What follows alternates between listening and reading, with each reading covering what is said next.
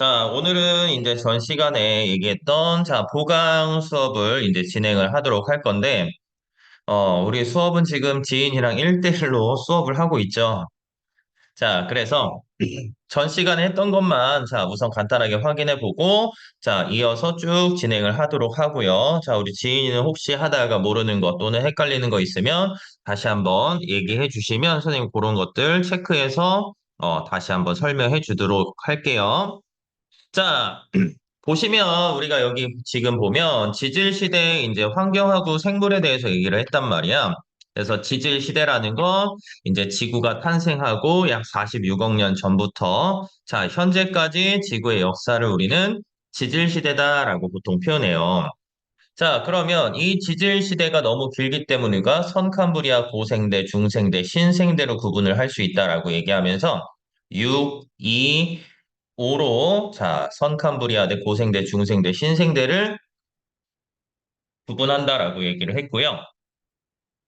얘네들을 이렇게 구분하는 기준이 되는 게 바로 이 화석의 급격한 변화 또는 대규모의 지각 변동을 통해서 이제 얘기를 한다. 일반적으로 우리가 부정합이라는 것도 이제 간단하게 설명을 하기도 합니다. 자, 아무튼 이 화석의 급격한 변화를 기준으로 자, 구분을 한다라고 얘기했어. 자, 그랬을 때 이 화석을 보면은 크게 표준 화석과 시상 화석으로 나눌 수가 있는데 이 표준 화석이라는 건 지질 시대를 구분해 주는데 유용한 화석을 얘기를 한다. 그래서 공룡나움 중생대, 삼엽충나움 고생대 뭐 이렇게 얘기를 할 수가 있었고요. 자, 시상 화석은 퇴적됐을 때 당시의 자연 환경을 알려주는 자, 화석으로 뭐 산호, 고사리, 참나무 요 세 가지가 제일 대표적인데 뭐 산호 같은 경우는 따뜻하고 얕은 바다, 고사리는 따뜻하고 습기가 많은 육지 환경이다. 자, 이 표준 화석하고 이 시상 화석을 구분할 때, 자, 일반적으로 이제 분포 면적하고 이제 생존 시간으로 표현을 하는데, 표준 화석이라는 건 생존 기간은 짧고요. 자, 분포 면적이 넓으네. 시상 화석은 생존 기간이 길지만 이 분포 면적이 좁은 애들을 시상 화석이다라고 표현을 해요. 그래서 이런 화석을 통해서 환경이 변화 또는 수륙 분포 변화 등을 이용하는 데 활용한다. 자, 이 지질 시대의 이제 환경과 생물의 변화를 보시면, 자, 선캄브리아대부터 쭉 나오는데, 이 선캄브리아대 때는, 자, 바다에서 최초의 생명체가 출현했고요. 왜 오존층이 없기 때문에, 자, 자외선이 도달하지 않는 바다에서, 자, 최초로, 단세포 생물이 출현했습니다. 자, 이 35억 년 전에 자, 광합성 세균, 즉 남세균의 활동 흔적으로 자, 대기 중에 산소가 축적되기 시작한 것을 알 수 있는 게 바로 스트로마톨 라이트. 자, 요걸 우리가 확인을 할 수가 있습니다. 자, 잠깐만.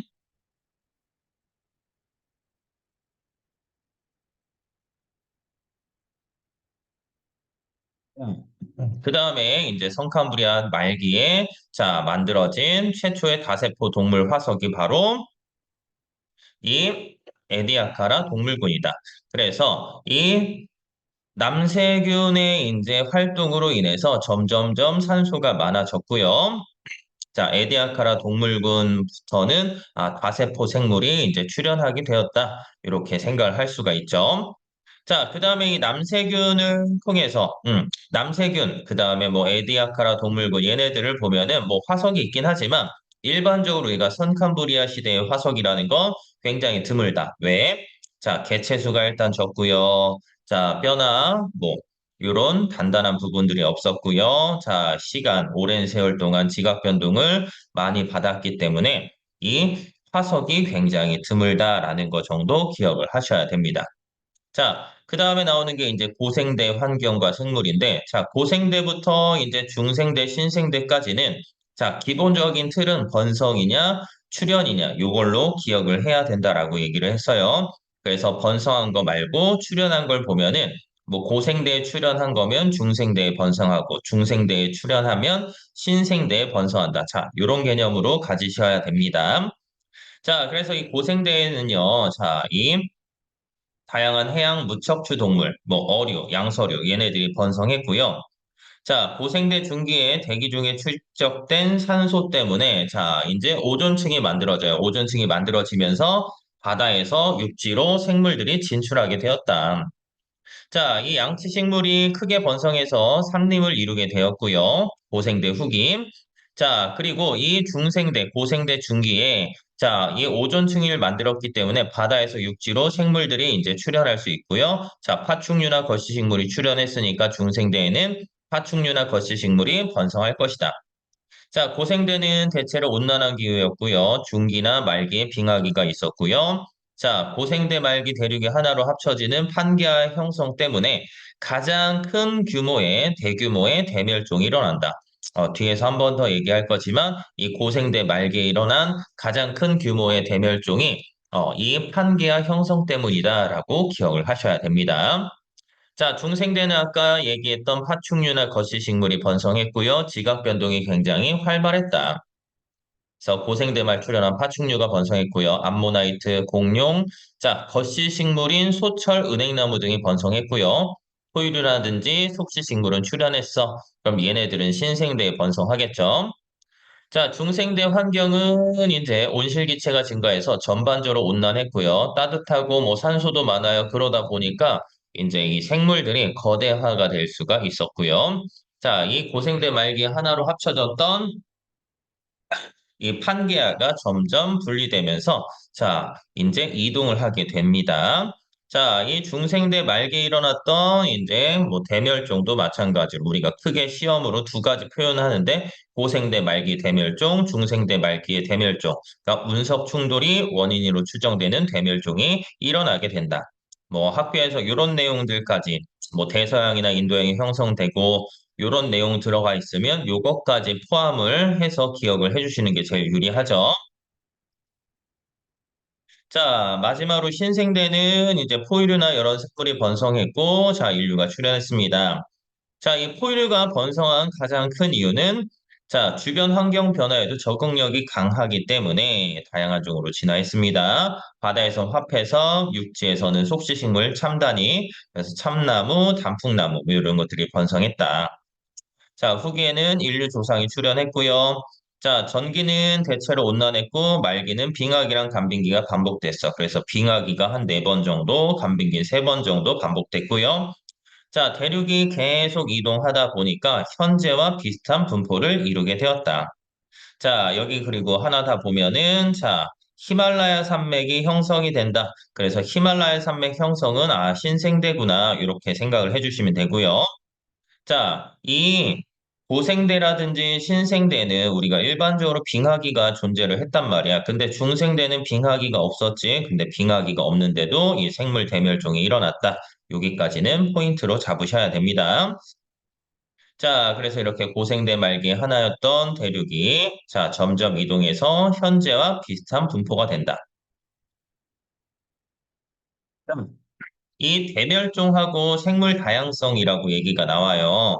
자, 이 대멸종을 한번 보면, 자, 지질 시대 동안 많은 생물들이 한꺼번에 멸종하는 말 그대로 대규모의 멸종을 대멸종이라고 표현하고요. 자, 지질 시대 동안, 자, 크게 우리는 5번이 일어났다라고 얘기를 해요. 자, 지질 시대 동안 대멸종은 몇 번? 5번 일어나는 거야. 자, 그래서 보면은, 자, 이 고생대 보면은 한 번, 두 번, 세 번. 자, 중생대 보면은 한 번, 두 번. 그래서 고생대 세 번, 중생대 두 번 이렇게 일어나. 근데 여기 이제 첫 번째, 두 번째 대멸종까지는 우리가 시험 문제에서 크게 이제 큰 틀에서 표현을 하진 않지만 뭐 여기 그림에서도 보면은 첫 번째는 뭐 삼엽충, 뭐 두 번째는 뭐 갑주어, 뭐 이런 애들이 이제 멸종한다. 뭐 이렇게 표현하기도 합니다. 자, 근데 실제로 제일 중요한 건 뭐다? 고생대 말기의 대멸종. 왜냐하면 가장 크게 알려져 있으니까. 자, 얘가 제일 중요한 이유 중에 하나는 가장 큰 규모의 대멸종을 얘기를 해요. 그래서 앞에서 얘기한 대로 판게아가 형성이 되면서 기후가 확 변한단 말이야. 그러니까 삼엽충, 뭐 해양생물 대부분과 많은 육상생물이 멸종하게 됐고요. 자, 중생대 말기의 대멸종을 보면은, 자, 이 중생대 말기, 자, 이 중생대 말기 대멸종을 보면은요, 원인으로는 우리가 운석 충돌, 자, 이게 가장 큰 원인이 되지, 화산 분출 등. 자, 이 운석 충돌로 인해서 산호나 암모나이트, 공룡 등 많은 생물이 멸종했다. 그래서 중생대 말기의 대멸종은 자, 우리가 기억해야 되는 게 빙하기가 없는데 자, 이 운석 충돌이나 화산 분출 때문에 대멸종을 하는구나. 이렇게 기억을 해 주셔야 되겠죠. 자, 이런 대멸종하고요, 생물계의 변화를 우리가 살펴보면, 자, 일단 기본적으로 이 생물체들이, 자, 멸종하는 원인을 보면, 자, 이 멸종이라는 건 뭐다? 환경이 변했을 때 생물이 적응하지 못했기 때문이다. 왜 멸종하냐? 자, 크게 지각 변동, 대륙 이동에 따른 수료 분포랑 해수면 변화, 소행성 충돌 등으로 자, 환경이 변했기 때문에 생물이 죽는 거야. 그래서 얘네들을 설명할 수 있는 가설은 기온이 변했다. 운석이 충돌했다. 화산이 폭발했다. 해양에 산소가 없어졌다. 뭐 이런 여러 가지 요인들이 복합적으로 작용해서 발생한 것으로 우리는 추정하는 거야. 자, 그러면 대멸종이 일어나면, 자, 기본적으로 봐봐. 대멸종이야. 크게 죽었단 말이야. 그러면 생물 다양성은 일시적으로는 감소할 수밖에 없어. 근데 우리는 보통 대멸종이 일어나도 생물 다양성은 다시 이제 형성이 된다라고 얘기를 하는데 왜 그러냐? 자, 대멸종에서 살아남은 생물은 멸종한 생물의 공간을 차지해서 다시 번성한단 말이야. 또는 환경 변화에 적응하면서 다양한 종으로 자, 진화가 일어나. 그래서 생물 다양성을 다시 뭐 할 수 있다? 형성할 수 있다. 그러니까 뭐 예를 들어서 이 큰 지역에 자, 이 넓은 지역에, 자, 사람들이 이렇게 막 살고 있었어. 우리는 지금 어때요? 이 지구를 지배하는 게 사람이란 말이야. 근데 이 어떤 원인에 의해서, 뭐 요즘 같은 경우 뭐 바이러스에 의한 게 제일 크겠죠. 뭐 바이러스에 의해서 사람들이 죽었단 말이야. 자, 이 사람들이 죽으면 이 사람들이 차지했던 공간들을 다시 어떤, 뭐, 다른 애들이, 여러 가지 종류의 애들이 이제 존재를 하게 되겠지? 그러면서 여기서 얘네들이 여러 종으로 이제 분화가 되고요. 진화를 하는 거야. 그러니까 다시 이 종이 다양해지는, 자, 종 다양성이 이제 커지고요. 그러다 보면 생물이 다양해지는 생물 다양성까지 형성할 수 있다. 이렇게 표현할 수가 있습니다. 자,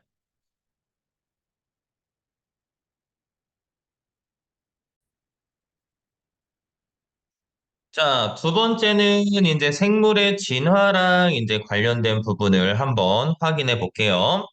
자, 앞에서 우리 생물이 대멸종을 했단 말이야. 대멸종을 하면 그 대멸종한 공간에 자, 대멸종을 했단 말이야. 자, 그러면 이 대멸종을 한 공간 자체에 이제 다른 종이 이제 들어간단 말이야. 그러면 얘네들이 이제 환경에 적응하려고 다양한 방향으로 자, 뭘 해요? 뭐 모양이나 생김새, 성질 뭐 이런 것들이 이제 좀 변화하는 자, 진화 자체가 일어나게 돼.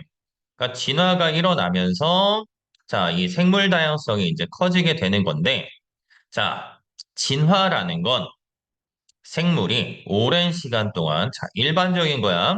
자, 이 한 세대에서 급격하게 일어날 수도 있긴 하지만, 일반적으로 우리는 오랜 시간 동안 여러 세대를 거치면서, 자, 제일 중요한 포인트는 뭐다? 환경에 적응해서 변화하는 과정이다. 이 진화 때문에 지구에 사는 생물종이 다양해졌다라고 표현을 할 수가 있어. 그러니까 얼마나 이제 환경에 잘 적응하느냐에 따라서 이 생물종들이 살아남느냐, 이제 살아남지 못하느냐, 이런 것들이 달라진다라고 생각을 하시면 되겠죠. 자, 그러면 이 진화의 자, 가장 큰 원인으로 우리가 얘기할 수 있는 것 중에 하나가 이 변인데, 자, 변이라는 거에서 자, 특징을 한번 살펴보면 자, 변이에서 제일 중요한 특징이 뭐냐? 같은 생물 종이에요. 그러니까 같은 생물 종에 자, 개체 간에 나타나는 형질의 차이를 얘기를 해. 그러니까 이 형질이라는 건 뭐 예를 들어서 사람 피부색, 뭐 예를 들어서 선생님은 검은색이고요. 그리고 뭐 다른 친구들은 뭐 하얀색이고 뭐 선생님처럼 이제 황색인 친구들도 있을 수 있고요. 뭐 머리카락 색깔도 뭐 완전 검은색이 있을 수도 있고 아니면 약간 갈색을 띌 수도 있고.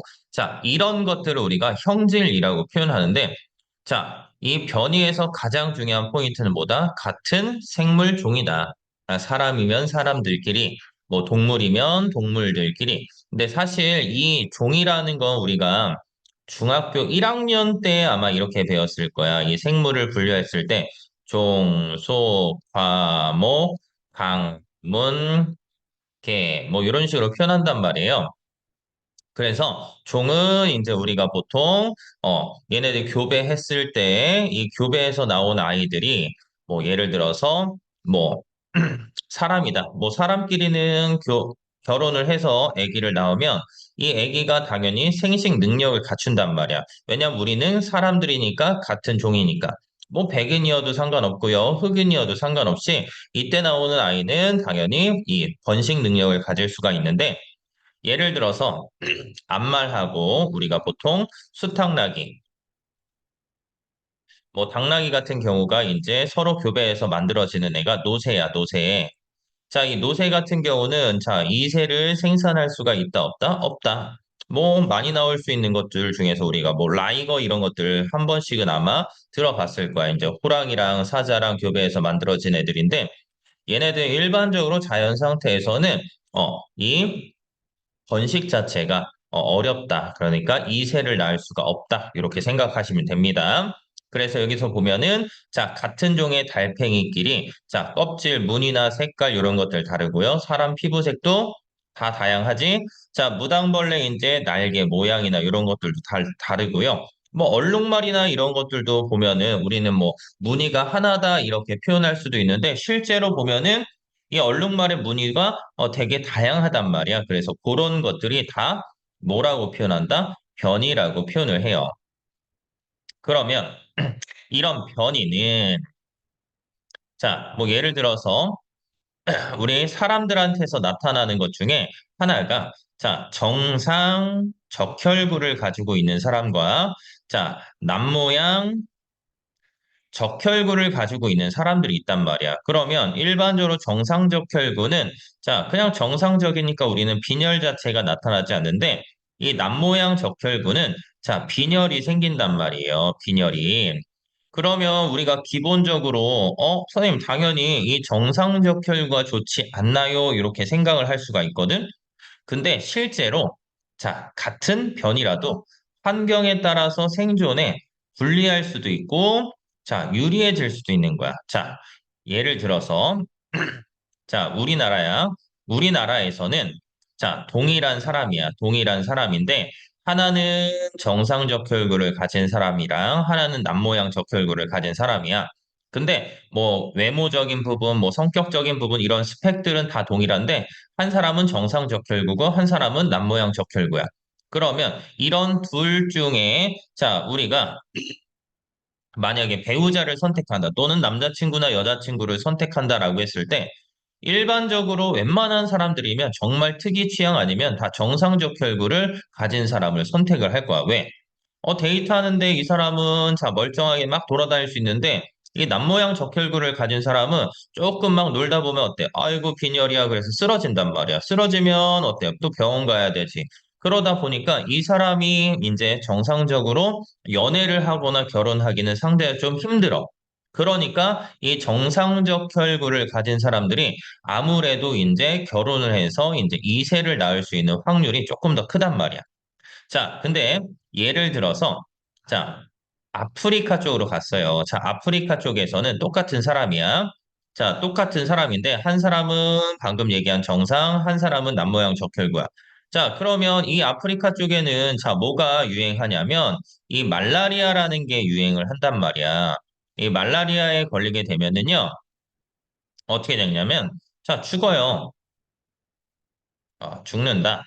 자, 죽는데 이 정상적 혈구를 가진 사람은 말라리아에 딱 걸려. 그러면 죽어. 근데 남모양 적혈구를 가진 사람은 이 말라리아의 저항성을 가지고 있는단 말이야. 얘는 저항성이 있으니까 말라리아에 걸려도 어때? 안 죽는 거야. 얘는 계속 살아있어. 그러면 자, 결과적으로 배우자를 선택할 때 우리가 죽어 있는 시체를 배우자라고 삼지는 않는단 말이야. 그러면 상대적으로 빈혈은 있지만 아무래도 살아남은 남모양 적혈구를 가진 사람들이 생존에 조금 더 유리한 거겠지. 그래서 요즘에는 초창기에는 이제 남모양 적혈구를 가지고 있지만 빈혈이 있어. 근데 요즘에는 여기서 조금 더 진화를 해서 남모양 적혈구를 가지고 있지만 빈혈도 일어나지 않는 그런 적혈구의 형태로 자, 점점점 진화를 하고 있다라고 표현을 할 수 있습니다. 그래서 제일 중요한 포인트는 뭐냐? 변이의 유불리가 중요한 게 아니라 뭐에 따라서, 환경에 따라서 생존의 유불리가 달라진다라는 거 기억을 하셔야 됩니다. 그래서 여기 보면은 남모양적 혈구를 일부 가진 사람은 말라리아가 자주 발생하는 지역에서 생존에 유리하다. 이렇게 표현할 수가 있겠죠. 자, 진화와 변이 보시면 자, 이 변이가 여러 세대 동안 자손에게 전달되어 쌓이면서 자, 형질의 차이가 커진단 말이야. 그러니까 이 형질의 차이가 점점점 커지면 결과적으로 뭐가 일어나? 진화가 일어나는 거야. 그래서 이 변이는 진화의 원동력으로 얘기를 할 수가 있어요. 자, 그러면 이런 변이가 나타나는 원인은 크게 돌연 변이와 유성 생식으로 나타나는데 이 돌연 변이나 유성 생식 둘 다, 자, 뭐 때문에 나타나냐면 유전자 차이 때문에 나타나는 거야. 자, 그래서 돌연 변이는 기존에 존재하지 않았던 아예 새로운 유전자, 갑자기 뿅 하고 튀어나오는 거야. 원래는 다 붉은색 유전자만을 가지고 있는 딱정벌레인데 갑자기 초록색 유전자를 가진 딱정벌레가 딱 튀어나왔어. 그래서 요런 것들 갑자기 새로운 유전자가 만들어지는 게 바로 돌연변이. 자, 유성생식은 우리가 뭐 엄마나 아빠의 유전 정보를 물려받아서 다양하게 조합이 된단 말. 뭐 예를 들어서 엄마랑 아빠가 이제 결혼을 해서 뭐 여러 사람들을 낳았어. 그럼 첫째랑 둘째, 뭐 셋째, 뭐 이렇게 세 명을 낳았을 때 첫째, 둘째, 셋째가 다 동일하지 않는단 말. 왜냐하면 엄마 아빠가 주는 유전 정보가 다양하게 조합이 되기 때문에 누구는 유전자 몰빵에서 어때요? 되게 잘생기고 키도 크고 멋있을 수 있고 누구는 유전자를 다 몰빵을 못 받았어. 그래서 우리가 상대적으로 어때요? 키도 좀 작고 나는 못생긴 것 같아. 뭐 이런 식으로도 우리가 얘기를 할 수가 있단 말이야. 그런 부분들이 이 생식세포의 다양한 조합으로 인해서 자손에게 전달되기 때문에 이런 다양한 형질을 나타낼 수 있다라고 표현을 하는 겁니다. 자, 그 다음에 이 비유전적인 변이라고 나오죠. 유전자의 차이로 나타나는 유전적 변이와 달리 비유전적 변이는 환경 영향에 의해서 나타나는 변이로 자, 자손에게 유전되지 않아 일반적인 변이는 유전적인 변이를 의미한다. 자, 이 비유전적인 변이에서 우리가 보통 뭘 얘기를 하냐면, 뭐 예를 들어서, 뭐 요즘 이제 야구 시즌이 됐어요. 야구 시즌이라서, 자, 이 오른손잡이 투수야. 오른손잡이 투수는, 자, 왼손하고 이제 오른손을 비교를 하면, 오른손이 조금 더 길단 말이야. 그러니까 자주 사용하는 기관이 좀 더 발달을 했어요. 오른손이 발달했단 말이야. 그러면 이 팔 길이의 차이가 나. 이렇게 오른손이랑 왼손이랑. 그러면 이 사람이 결혼을 해서 아기를 낳았을 때 아기는 태어나자마자 왼손하고 오른손 길이가 다르지 않는단 말이야. 자, 왜? 이런 것들을 우리가 후천적으로 획득한 형질이라고 얘기를 해요. 그래서 이 후천적으로 획득한 형질은 자손에게 전달이 된다, 안 된다? 자손에게 전달이 되지 않습니다. 라는 거 꼭 기억하셔야 돼.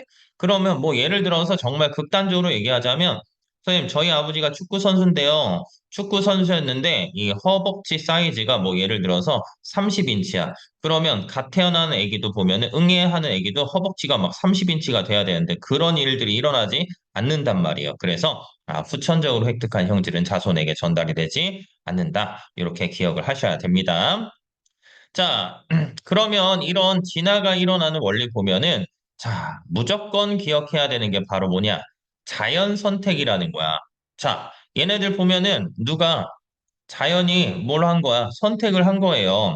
그래서 다양한 변이가 있는 개체들 중에서 환경에 잘 적응하게 해주는 유리한 형질을 가진 개체가 살아남아서 자손에게 유리한 형질이 전달되는 거야.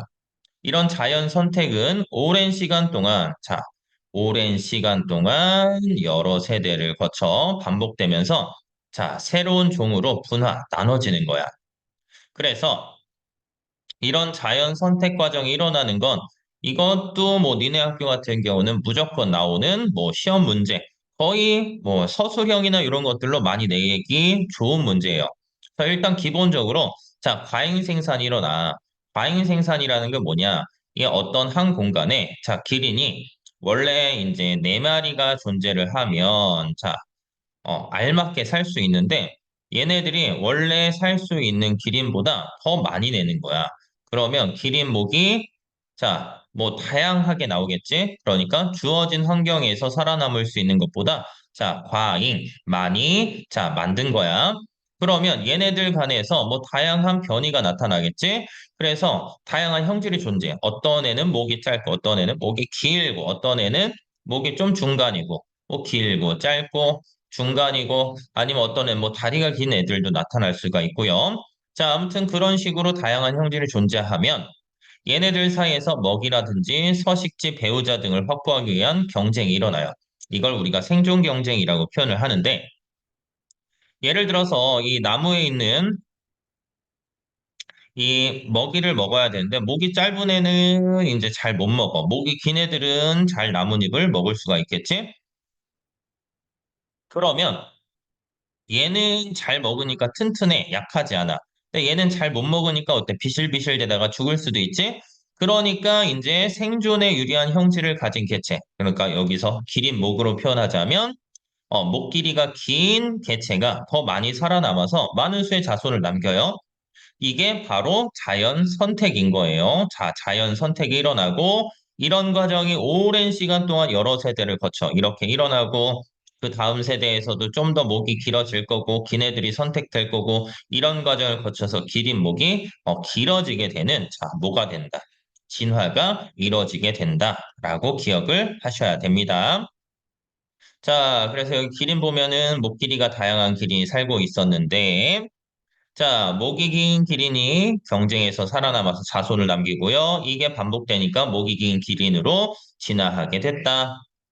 자, 이런 자연 선택 사례를 자, 갈라파고스 군도에 있던 자, 핀치새로 설명을 한번 할 수 있어. 그러니까 이 원래 이 핀치새는요. 자, 여기 봐봐요. 많이 항상 틀리는 게 이 핀치새를 가지고 표현했을 때 얘네들은 부리 모양이 다른데 얘네들은 뭐가 나타난 거야? 그냥 변이가 나타난 거고 얘는 자, 어떤 애다? 같은 종의 핀치새야. 근데 얘네들이 이제 막 지나다니다 태풍을 만났다라고 보통 표현을 해. 태풍을 따라서 이제 여러 가지 섬으로 가면 자, 이런 여러 가지 애들이 요 선인장이 많은 섬으로도 갔고요. 요런 많은 애들이 크고 단단한 씨앗이 많은 섬으로도 갔단 말이야. 그러면 이런 선인장이 많은 섬에서는 부리가 짧은 애들은 좀 살기가 힘들겠지. 그리고 부리가 길고 뾰족한 애들. 그래서 여기 보면은 길고 뾰족한 부리를 가진 애들은 선인장 가시를 피해서 먹이를 먹을 수가 있단 말이야. 그러니까 얘가 잘 먹으니까 살아남을 거고. 자, 크고 단단한 씨앗을 가진 섬에 간 애들은 이 씨앗을 깨먹어야 된단 말이야. 그래서 깨먹으려다 보니까 뾰족하거나 뭐 긴거나 뭐 짧은 거나 이런 것들은 상관없이 어떤 애들 크고 두꺼운 부리를 가진 핀치새가 살아남는 거야. 그래서 이런 것들이 계속 오랫동안 일어나다 보면 이 핀치새는 자, 결과적으로 뭐가 된다? 다른 종으로 뭐가 일어난다? 분화가 일어났다. 이렇게 표현을 할 수가 있는 겁니다. 그래서 자, 포인트는 얘네는 원래 같은 종이었고 나중에 얘네들이 어떻게 됐다? 다른 종으로 분화가 된다. 이렇게 꼭 기억을 해 주셔야 됩니다. 자, 그 다음에 이제 또 나오는 게 환경에 따른 나방 개체수 변화인데 이 영국 맨체스터 지방에 있던 이제 흰 나방. 자, 이 나방을 보면은 이 나무에 이제 이끼 같은 걸 우리가 뭐라고 얘기하냐면 여기 이제 흰색 부분들을 우리가 이끼 같은 애인데 얘를 지르라고 얘기를 해. 그러니까 산업혁명이 일어나기 전에는 이제 환경 자체가 깨끗하고 좋았단 말이야. 그러니까 이 흰 나방이랑 이 검은 나방이랑 비교했을 때 검은 거는 포식자 눈에 잘 띄지. 그러니까 얘가 잡아먹혔을 거야. 그러니까 상대적으로 흰색 나방의 개체 수가 많았단 말이야. 근데 산업혁명이 일어나고 이제 환경이 이제 안 좋아지다 보니까 이 지류가 사라져요. 이 지류가 사라지다 보니까 환경 자체도 이제 검은색이야. 검은색의 검은색 나방들은 당연히 눈에 잘 안 띌 거고 흰 나방은 눈에 잘 띄겠지. 그래서 산업혁명이 일어났을 때는 검은색 나방의 개체수가 증가하게 된다. 이렇게 기억을 해 주셔야 됩니다. 자, 그 다음에 지금 얘기한 거는 이제 환경에 따른 건데, 이 환경 말고 실질적으로 보면은요, 이 생물들 간의 상호작용에 의해서도 이제, 진화가 일어난단 말이야. 자, 그래서 초식 동물들은 이제 육식 동물에 이제 피해 다녀야 될 거 아니야. 그래서 상대적으로 오랫동안 잘 달릴 수 있는 신체를 가진 개체가 많이 살아남아서 천적을 더 잘 피할 수 있게 됐고, 육식 동물은 그러면 얘네들이 더 잘 피해. 그럼 우리가 더 잡아먹기가 힘들잖아. 그래서 짧은 거리를 빠르게 달릴 수 있는 신체를 가진 개체가 많이 살아남아서 먹이를 재빨리 잡을 수 있게 되는 거야. 그러면서 얘네들이 계속 어때요? 진화가 일어나면서 다양한 종류로 진화를 하게 되었다. 이렇게 생각하시면 돼요. 선생님, 간혹 가다 이런 거 물어볼 수 있어. 선생님, 초식 동물도 빨라지고요, 지구력도 커지고요, 육식 동물은 짧은 거리를 빠르게 달리는데요. 이렇게 반복이 되다 보면 얘네들은 미친 듯이 빨라지지 않나요? 근데 이거는 우리가 생물학적 구조의 이제 한계로 인해서 어느 정도 이상으로는 더 이상 증가할 수가 없게 되겠지. 거의 최적화가 된다라고 생각하시면 됩니다. 자, 그 다음에 이제 생명체 출현 가설이야. 이 생명체 출현 가설은 뭐 말 그대로 이제 생명체가 어떻게 만들어졌냐. 자, 그거에 따라서 얘기를 한다. 그래서 이 화학 진화설, 이제 원시대기에서 화학 반응이 일어나 유기물이 만들어졌다. 그래서 이거를 뭐 밀러의 실험이라고 이제 우리가 표현하는 경우들도 있는데 혹시 밀러 실험이나 이런 것들 나오시면 그때 선생님한테 한 번 더 얘기해 주시면 되고요. 뭐 심해 열수구설은 이제 깊은 이제 해저 화산 주변에서 이제 많은 양의 에너지에 의해서 이제 여기서 만들어졌다. 자, 외계 유입설도 마찬가지로 이 외계에서 유기물들이 들어와서 이제 이 생명들이 만들어지게 되었다라고 얘기를 하는데 뭐 얘네들도 다 맞는 말이기는 해. 근데 우리가 일반적으로 선생님 같은 경우 화학 진화설 얘네들을 조금 더 많이 쳐주고 있죠. 외계 유입설은 선생님 다 타면서 없어지지 않나요? 이건데 실제로 이제 우리가 이 운석에서 이제 유기물 흔적들을 이제 발견을 했단 말이야. 그래서 그걸 통해서 이 외계 유입설이 아예 틀리지는 않구나 이렇게 생각하시면 됩니다. 자, 그리고 삼성고 문제는 실제로 이게 문제가 나와. 항생제, 내성세균 또는 우리가 학교에서 뭐라고 배우냐면 슈퍼 박테리아. 얘네들이 이제 출현하는. 그래서 얘도 마찬가지로 자연 선택으로 이제 설명을 하는데 항생제를 지속적으로 사용하는 환경에서 항생제 내성 세균이 자연 선택돼서 세균 집단이 항생제 내성 세균 집단으로 진화한다. 이것까진 되는데 자, 제일 중요한 포인트는 뭐냐면, 선생님, 여기서 보면은요, 항생제 저항성. 원래 얘네들은 항생제 저항이 없었던 애들이야. 그러니까 저항이 없던 애들인데, 갑자기 어느 날 얘가 뭐가 태어났어? 이 내성이 있는, 자, 돌연변이로 생기는 내성 세균이 존재한단 말이에요. 그러니까, 돌연변이에 의해서 뭐가 항생제 내성을 가진 세균들이 태어나게 된 거야. 근데 여기서 포인트는 자, 여기서는 우리가 내성이라는 건 뭔가를 이제 이 항생제를 썼기 때문에 내성을 가진 애가 태어났다. 요런 마인드로 생각을 많이 하는데 실질적으로는 뭐다? 이 항생제를 우리가 이 포인트는 뭐냐? 항생제를 사용하지 않은 환경에서 이 환경에서 자, 뭐 돌연변이에 의해서 갑자기 뭐가 내성세균이 탄생하게 된 거예요. 자, 요게 제일 중요한 포인트야.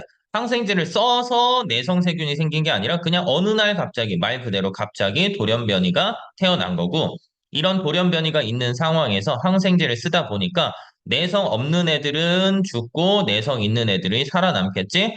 근데 내성 있는 애들이 좀 더 많이 살아남고 내성 없는 애들은 뭐 일부분만 존재를 했을 거야. 근데 또 여기서 이제 항생제를 쓰다 보면은 이 내성 없는 애들은 죽을 거고 내성 있는 애들만 살아남게 될 것이다. 이렇게 꼭 확인을 해 주셔야 됩니다. 자, 그래서 이런 것들을 우리가 자, 모의 실험을 하다 보면은 뭐 예를 들어서 여기서도 보면은 이 노란색 도화지에 여러 가지 이제 이런 초콜릿들을 놨단 말이야. 당연히 노란색은 눈에 잘 안 띄겠지? 그래서 눈에 띄는 애들 쭉 하다가 이제 나중에 보면은, 노란색이 많이 살아남을 거야. 그래서 얘네들이, 내성 세균이 됐다. 뭐, 이렇게 기억을 하시면 될 것 같습니다. 자, 그리고 아까도 선생님이 일반적으로 오랜 시간 동안 일어나지만, 자, 환경이 급격하게 변화가 일어나면 짧은 시간에 자연 선택이 일어날 수도 있어요. 그러니까, 요런 것도 가능하구나 정도만 기억하시면 될 것 같아요.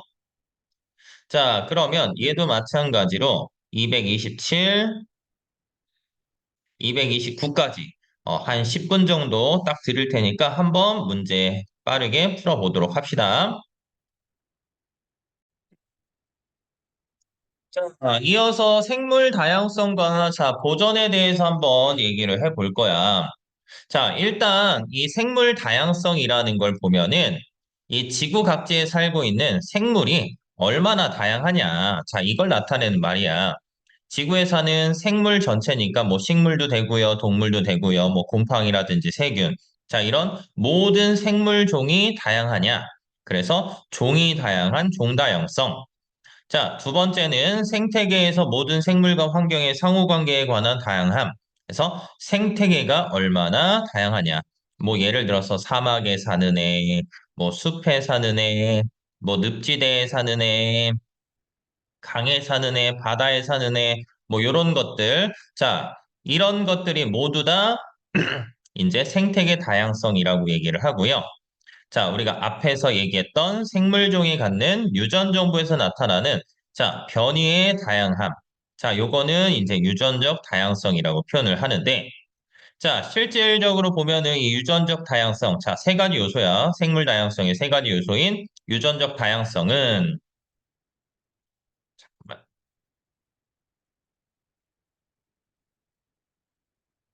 네, EP2 시간에도 합니다. 오늘은 보강 플러스 정규 수업이니까 EP2에도 이제 해야지. 그래야지 이제 정규 진도가 오늘 마무리가 될 거야. 그래서 다음 시간부터 선생님이 이것저것 이제 자료들 빠바바바 올려주면 그거 가지고 이제 좀 하시면 될 것 같아요.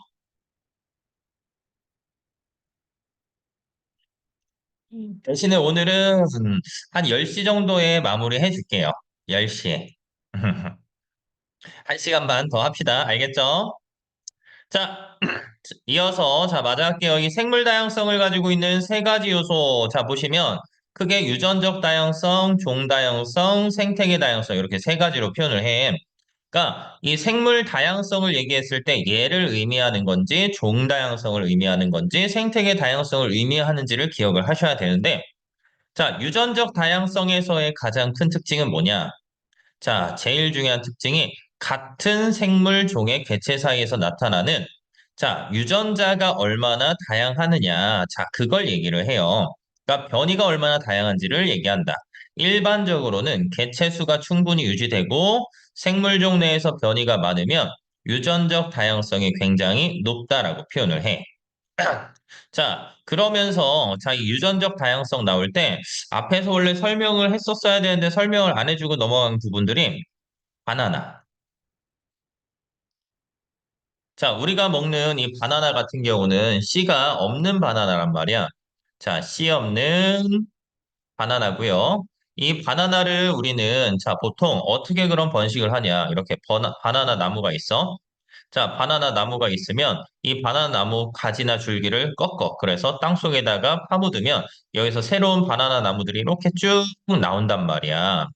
그러면 봐봐. 얘네들이 가지고 있는 바나나를 우리가 뭘 통해서 번식을 했냐면 무성생식이라는 걸 통해서 번식을 했어. 무성이니까 생식 세포에 결합이 없는 상태에서 이제 바나나를 만들다 보니까 이 첫 번째 아마 문제에서는 뭐 그로미시엘 바나나 뭐 이런 식으로 우리가 표현할 거야.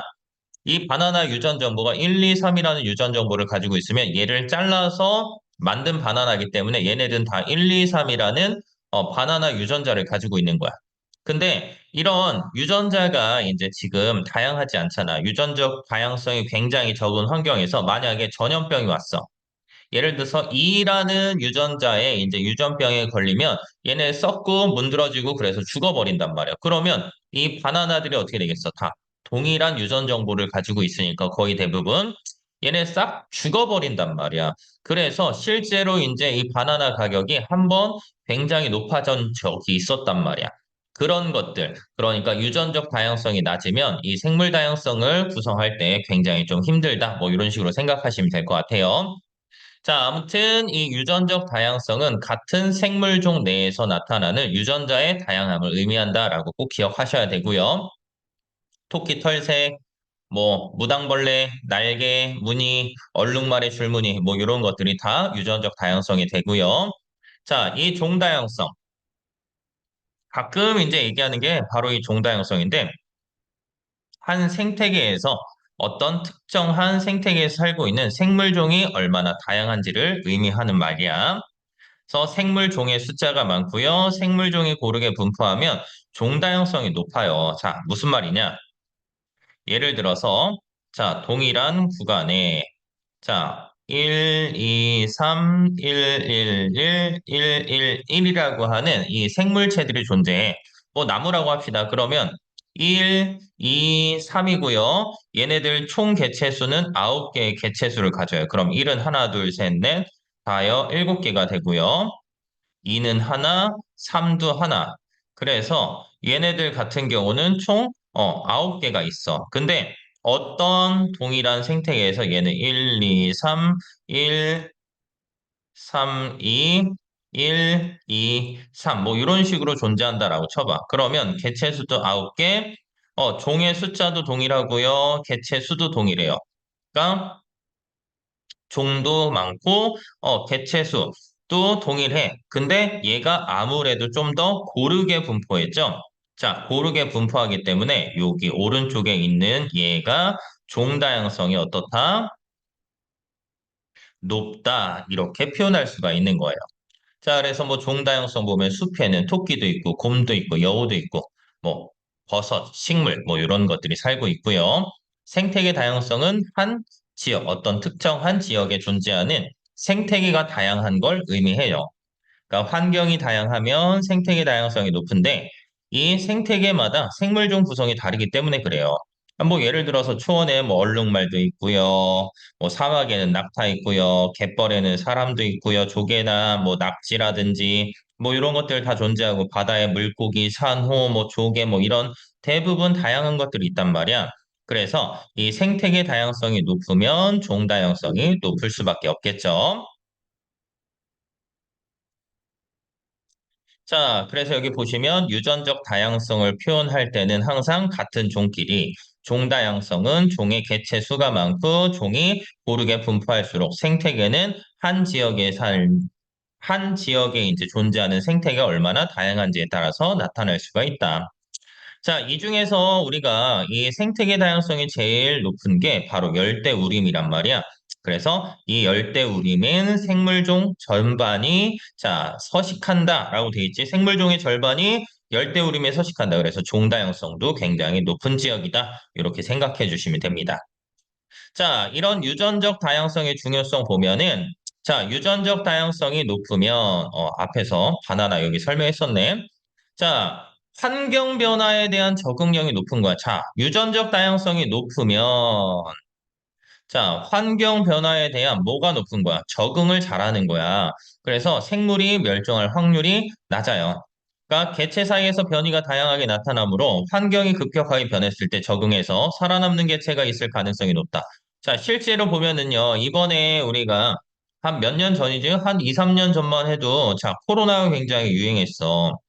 네, 코로나로 사실 사람들도 굉장히 많이 죽었긴 하지만 실제로 보면은 이 사람들이 다 동일한 유전 정보를 가지고 있지 않기 때문에 이 코로나에 견뎌서 살아남은 사람들도 존재를 한단 말이야.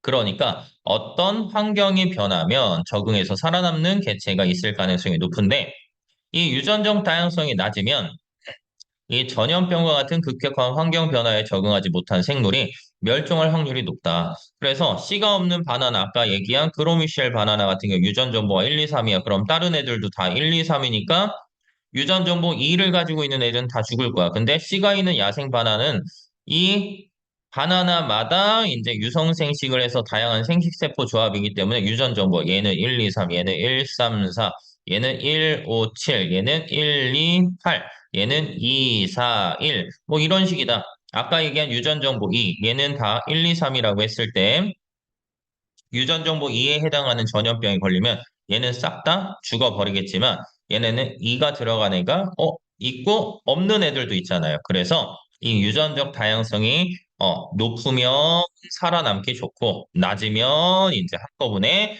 죽는 이런 위험한 결과를 초래할 수 있다. 자, 두 번째는 이제 종다양성의 중요성인데, 이거는 너무 당연한 거야. 그래서 종다양성이 높으면 복잡한 먹이 그물을 형성해서 어떤 생물종이 멸종해도 그 생물종을 대체할 수 있는 다른 생물종이 있기 때문에 생태계가 굉장히 안정적으로 유지가 될 수 있다. 그래서 종다양성이 높으면 이 다양한 종류의 생물이 서식하니까 복잡한 먹이 그물이 형성돼서 뭐 개구리가 죽어도 어때요? 뭐 뱀이 뭐 들쥐라든지 토끼라든지 다른 것들 잡아먹어서 살 수 있으니까 이 생태계 다양성이 깨지지 않는단 말이야. 근데 개구리가 죽었어. 종다양성이 낮은 생태계에서. 그러면 뱀도 죽고 뭐 메뚜기가 많아지니까 풀도 없어지고 결과적으로 풀도 없으면 메뚜기도 없는 이런 심각한 상황에 처할 수도 있다. 그러니까 생태계가 안정적으로 유지되기가 힘들다라고 얘기를 하는 거야. 자, 마지막으로 이제 생태계 다양성의 중요성은 뭐냐? 다양한 생태계는 공기, 물, 토양 등을 보호하고 지구 환경을 안정되게 유지해 주는데 이 중에 열대우림은 자, 이산화탄소나 산소 균형을 유지하고 뿌리에서 물을 흡수해서 흡수 방지, 뭐 늪이나 호수 갯벌은 오염물질을 분해해서 서식지를 정화하거나 해양 생태계는 산란장이나 서식지가 된다. 뭐 이런 것들은 생태계 다양성이 왜 중요한지 얘기만 하는 거니까 크게 어려운 건 없죠. 자, 근데 우리가 지금 생물 다양성을 계속 얘기를 하고 있는 이유가 자, 뭐냐? 제일 중요한 포인트가 이거야. 내가 살려고 인간은 다양한 생물로부터 의식주 등 여러 가지 자원을 얻어 살아가므로 인류의 생존을 위해서 생물 다양성이 중요하다라는 거야. 그래서 우리가 먹는 거, 뭐 벼, 콩, 보리, 옥수수, 닭, 소, 돼지 맨날 우리가 치킨만 먹으면 뭐 물릴 거 아니에요. 그래서 이런 것들 뭐 의복으로도 활용할 수 있고요. 목재, 의약품, 여가. 근데 의약품에서 간혹 가다가 틀리는 것 중에 이 버드나무 껍질에서 우리가 추출한 아세틸 살리실산 이걸 통해서 진통제를 얻고요. 자, 주목나무에서 항암제인데 이 항암제는 일반적으로 암을 치료하는 거고요. 자, 푸른 곰팡이에서 우리가 페니실린의 원료로 사용되는데 항생제. 이 항생제는 자, 뭘 없애는 거야? 세균을 없애는 거. 뭐 개똥수금, 말라리아 치료제 뭐 이런 것들로 사용이 되기도 한다. 그러면 이런 생물 다양성은 우리 인간을 위해서도 좋잖아. 그래서 얘네들을 보호해 줘야 돼. 그러면 일단 왜 감소하는지 원인부터 파악을 해야 되겠죠? 그래서 이 원인을 확인해 보면 자, 누구 때문이냐? 자, 인간의 활동이야. 그렇다고 해서 생물 다양성 감소가 일어나. 원인이 인간이야. 그러면 인간을 죽여버려. 다 죽여. 그러면 이 생물 다양성은 당연히 어때요? 늘어나겠지. 근데 그럴 수 없기 때문에 우리가 어떻게 이런 여러 가지 것들을 이제 제도화하거나 하는 거야. 그래서 일단 이 생물 다양성을 감소시키는 가장 큰 원인이 바로 이 서식지 파괴야. 그래서 도시를 개발하거나 초원이나 산림의 개간, 뭐 습지 매립 등은 서식지를 파괴해서 많은 생물의 생존을 어렵게 하고요. 서식지 단편화. 서식지가 분리되면 서식지 면적이 감소하고 생물 이동이 제한된다.